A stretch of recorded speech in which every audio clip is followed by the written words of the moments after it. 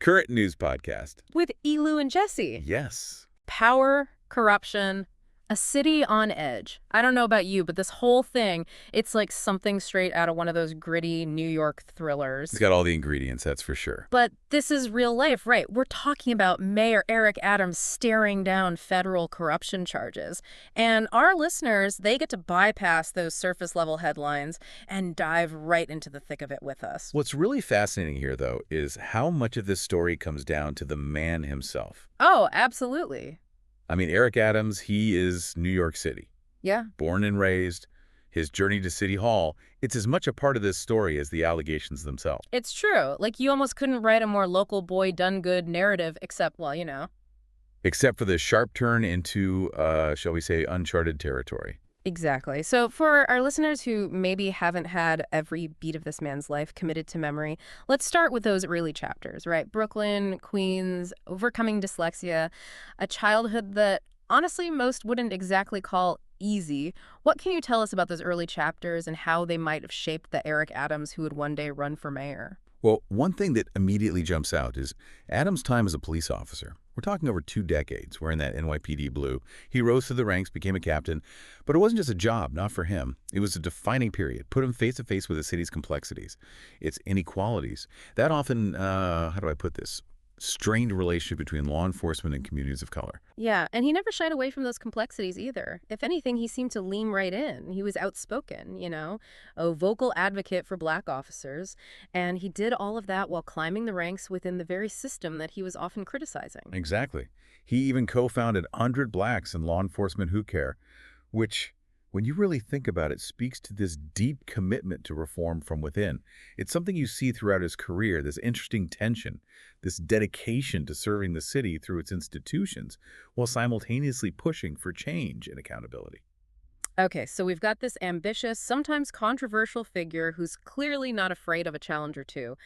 And eventually, that drive leads him to politics. State senator, then Brooklyn borough president in 2013.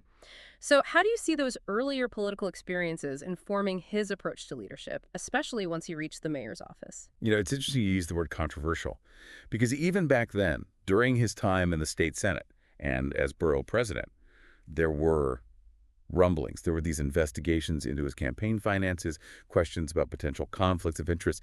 This stuff, it seemed to follow him. Right, like that fundraising event for his nonprofit, One Brooklyn, where he might have tapped into donor lists from his predecessor, or those allegations about, you know, improper solicitations from groups that had business before his office. And to be fair, none of it ever actually led to charges, but still, it makes you wonder. Exactly. And that's the big question here.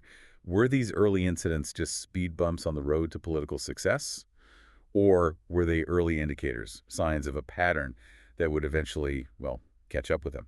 And that brings us to, well, the heart of the matter here. The whole reason we're all gathered around the digital campfire today, this indictment, Right. these federal charges, they're not just a continuation of those earlier rumblings, are they? This is like a full-blown earthquake shaking City Hall right down to its foundation. Yeah, it's important to understand that this isn't just a slap on the wrist. You know, these are serious, and I mean serious, allegations. We're talking potentially career-ending, maybe even life-altering consequences here.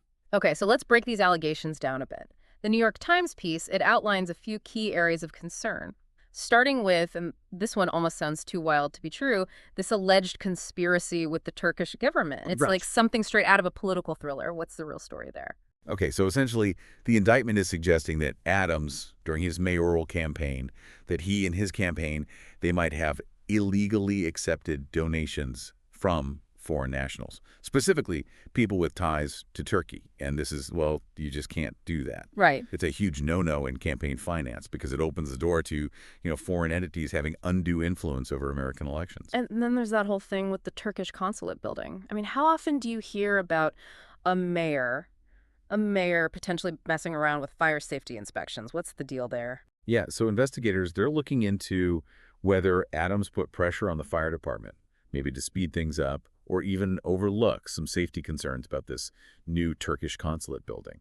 And that just brings up so many questions about, you know, was he acting in the best interests of the city, of New Yorkers, or was this more about, you know, staying chummy with a foreign government? It's a lot to take in. And then on top of all that, you've got those FBI searches, right, of Adam's home, the homes of his associates. That's got to be a pretty clear message, like, Yeah. we're serious about this. What do you think they're hoping to find? And what does this level of scrutiny mean for Adams, for his ability to, like, actually do his job, run the city? I mean, those searches tell us that the FBI, they think there's a lot of evidence out there, evidence related to this case, and they are not messing around. They're going to find it. But yeah, for Adams, this has got to be a huge distraction. And that's for anyone, right? Let alone the mayor of a city like New York. I mean, good luck trying to focus on potholes and like fixing the subway when you've got federal agents going through your emails, your phone records. Yeah. And it's serious when people start whispering about resignations. Has he given any indication that he might step down? So far, Adams is sticking to his guns, Yeah. denying any wrongdoing. He's even gone so far as to frame himself as, get this, as the victim here. Wow. Political persecution. Mm. Yeah, he actually called the allegations entirely false and said they're based on lies, and that he's only being targeted because he stands up for New Yorkers. Bold move. It's a bold strategy for sure. But whether it works, whether it resonates with voters, that's the million-dollar question, especially with an election right around the corner. Speaking of which, this indictment, talk about throwing a wrench into the gears of the whole system. What kind of impact do you think this could have on the mayoral election? Could this be like the October surprise that changes everything? Oh, absolutely. This scandal has the potential to completely rewrite the script. It could energize other candidates, give newcomers an opening. Who knows, we might even see a surge in voter turnout. It's Right. New York, right? Politics here is a contact sport, and this indictment just raised the stakes considerably. And there are always players in these high-stakes games. The article, it actually mentions a couple of key figures in Adams's inner circle who are, let's just say, feeling the heat a little bit themselves. Can you tell us a bit about these folks and what role they might have played in all of this? Yeah, there are a couple names that really jump out. Brianna Suggs, for Yeah. one. She was Adams' chief fundraiser. And her home, well, the FBI paid it a visit last November. They reportedly took a folder, and this is the kicker, a folder literally labeled Eric Adams. So, Suspicious. yeah, a little bit. And she has since left her position with the campaign, which tells you something. And what about Rana Abasova? How does she fit into all of this? Right, so Rani Abasova was the director of protocol in the mayor's office for international affairs. And she was also Adams's liaison, meaning his main point of contact to the Turkish community. And, well, there are reports that she is now cooperating with the investigation. So we've got these potential campaign finance violations, we've got this pressure on city agencies, and now we've got a cooperating witness. This has got to be more than just another day at the office for New York, right? Oh, absolutely. What's the mood like out there? Are people glued to their TVs, their phones, refreshing Twitter every 5 seconds? Or is this just another Tuesday in a city that's seen it all? You know, New York, it's got this long, and let's be honest, kind of a colorful history with these kinds of political scandals. Right. So I imagine for some people this probably feels a little too familiar.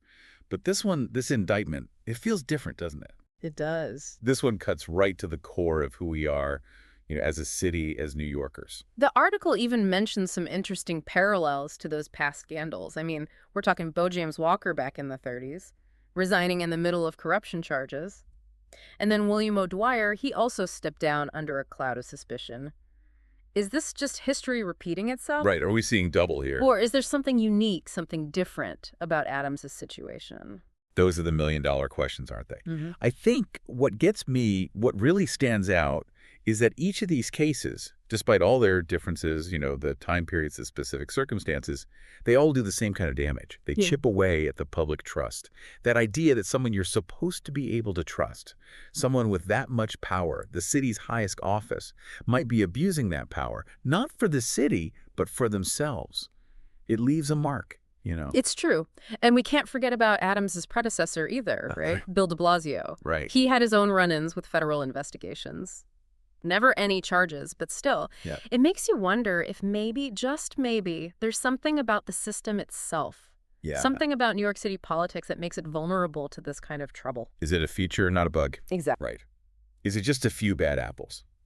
Or is there a bigger problem here, a culture of, you scratch my back, I'll scratch yours, that pay-to-play mentality? And if that's the case, does it even matter who's in office? It's a good question. So let's say, and this is just hypothetical, but let's say these allegations against Adams, they're true.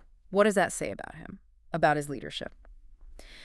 Can a city like New York, can it really thrive? I mean, really thrive under that kind of a cloud of suspicion and distrust? Well, first of all, it's a huge distraction. There's no getting around that. And a mayor, their most important asset, besides knowing how to hail a cab in the rain, is their credibility, their ability to get people on board, to rally the public behind them. And with this hanging over his head, Tough sell. it's going to be very difficult to maintain that kind of authority. It's like this dark cloud hanging over City Hall, you know? Yeah. Especially with that mayoral election just around the corner. And we've talked about how this might impact the race itself, but what about the everyday New Yorker? What should they be thinking about right now? What should they take away from all of this? I think the biggest takeaway here, the thing we all need to remember, is how important it is to stay informed, to stay engaged, and to hold our elected officials accountable. Because this isn't a game, right? This isn't some spectator sport. The future of New York City, it depends on the choices we make, all of us, as citizens. That's a great point. So to our listeners out there, we'll leave you with this. What does Eric Adams' story tell us about power? About ambition, about the soul of this incredible and sometimes unbelievable city? Keep asking those tough questions. Keep digging for those answers. And as always, thanks for taking this deep dive with us. Turn the dial to the daily news. Turn the dial to the daily news. Turn the dial to the daily news. Bringing voices, headlines, and shoes. We turn the dial to the daily news.